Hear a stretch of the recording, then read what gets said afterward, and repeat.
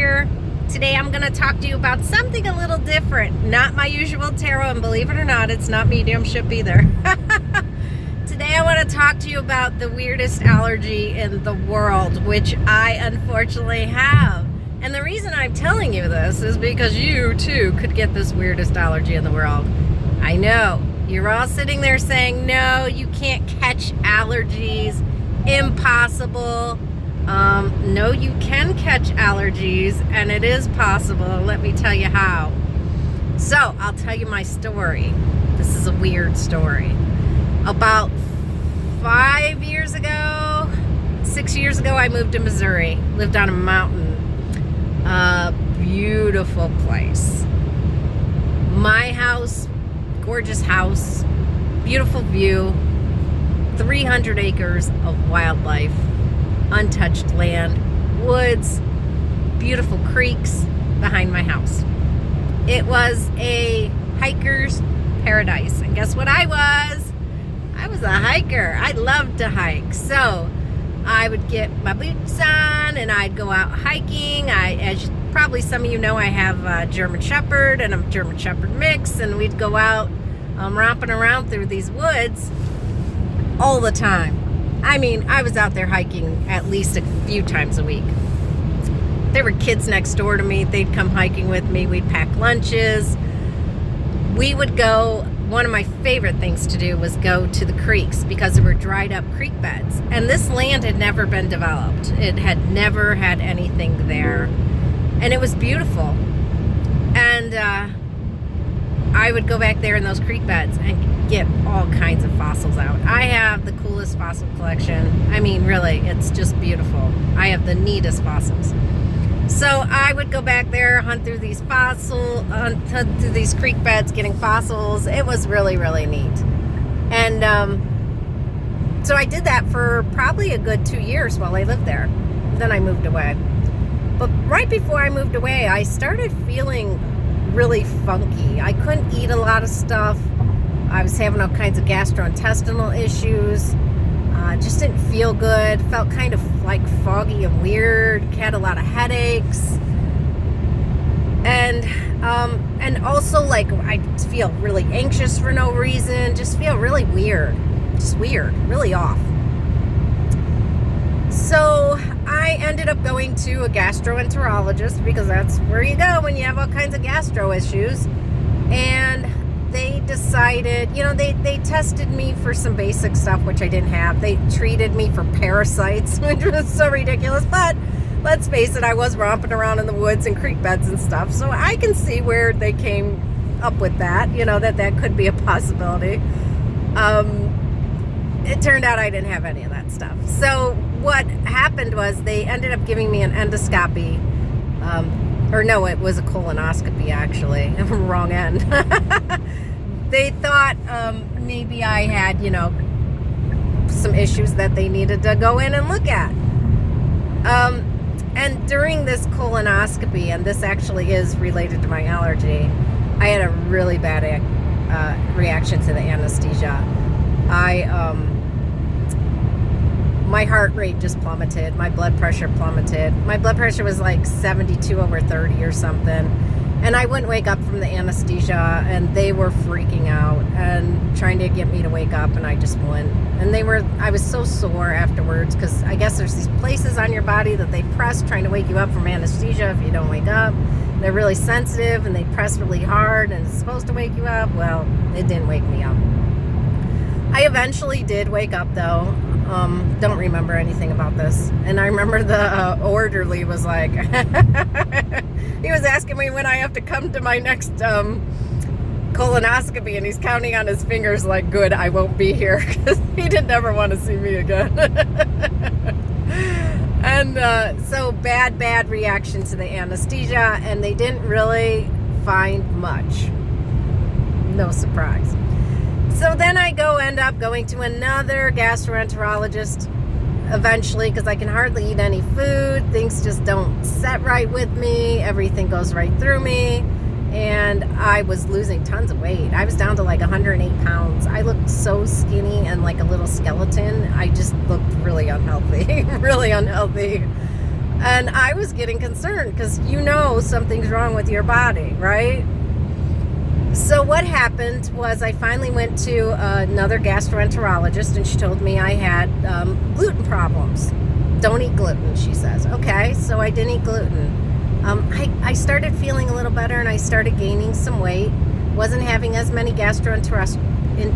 intestinal issues, but I still had to take enzymes every time I ate. I could not eat without taking these, food intolerance type enzymes.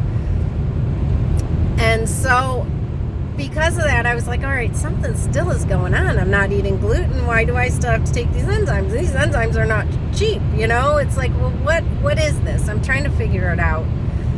Finally, after doing lots of research, I came across this weird thing called alpha-gal allergy. And it's where you become allergic to mammals. So it's not just like I'm allergic to my dog or whatever, my cats. You're allergic to eating any mammals, which most of the things we eat are mammals. Beef, pork, dairy, butter, cheese, milk, all the good stuff that's in pretty much all your food that you eat. Yeah. So I wanted to be tested for this allergy. I'll give you this was the weird thing. I couldn't drink bottled water anymore. Bottled water would give me gastrointestinal issues. And that's such a weird thing, right? Bottled water? Couldn't eat some sugars. Sugar's vegan, so it didn't make any sense. But the more I did this research, I realized sugar often is whitened using bone char. I know, it's crazy, which is made from mammals.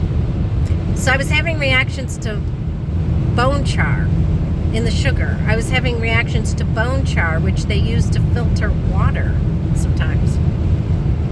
So really bizarre reactions to like everything in the world. I mean, eating was just ridiculous. I just couldn't eat. It was really, really hard to eat.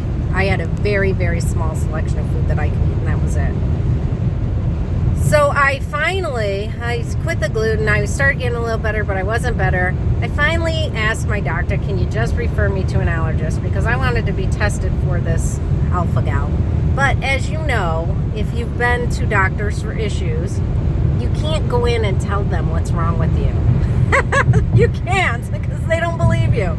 So you have to kind of play the doctors at their own game. So I went in there and I said, I don't know, I'm having these weird reactions to like beef and pork, and I just don't understand it.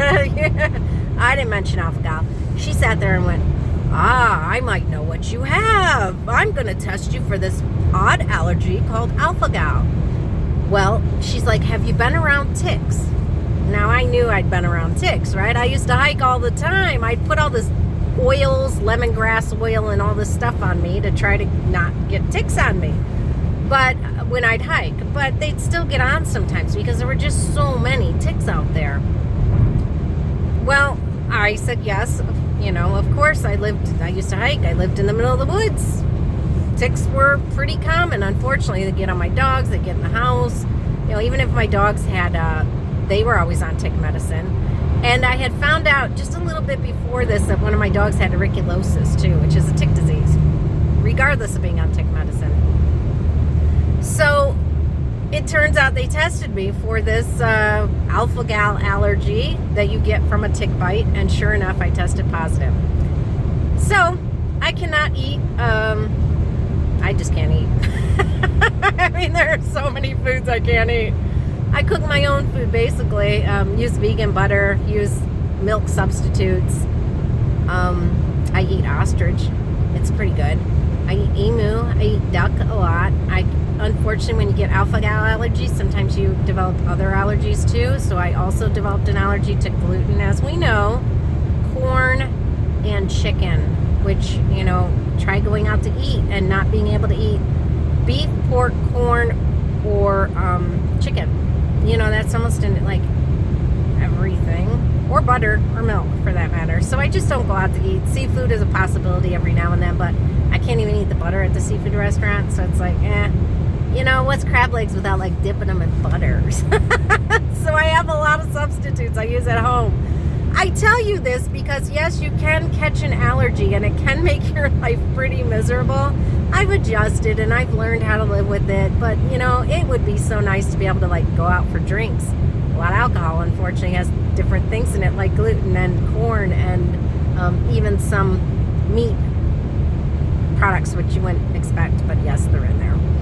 So I tell you all this because if you're a hiker, I hope you're not making the same mistakes I did, and just be careful because it really is miserable, and this allergy is becoming more and more popular. It's rare, yeah, but it's becoming more and more popular in people like me that like to get out there and hike and just have a good time, and it really, people can go into anaphylaxis, which is what I went into that day that I had my colonoscopy. You know, they didn't realize, and multiple times I can think of waking up in the middle of the night, throwing up, laying on my bathroom floor, sweating, feeling absolutely horrible and not knowing why. And it was because I was eating things I was allergic to and having terrible allergic reactions, which is horrible. You can die from this. People have died from it. So you have to be really careful about what you eat. So, moral of the story is, don't play in the woods, folks. Just don't play in the woods. It's really not worth it anymore to go hiking. I go off season. If it's cold, I'll go hiking, but I won't go out, especially not in the spring when there's ticks. Will not do it. Just off season hiking, or I try to find a trail that's, you know, paved and walk on that. It stinks because I love hiking. It's my, you know, my like getting grounding with nature, but I have to find other ways to do it now. It is what it is. All right. Take care, people. Bye-bye.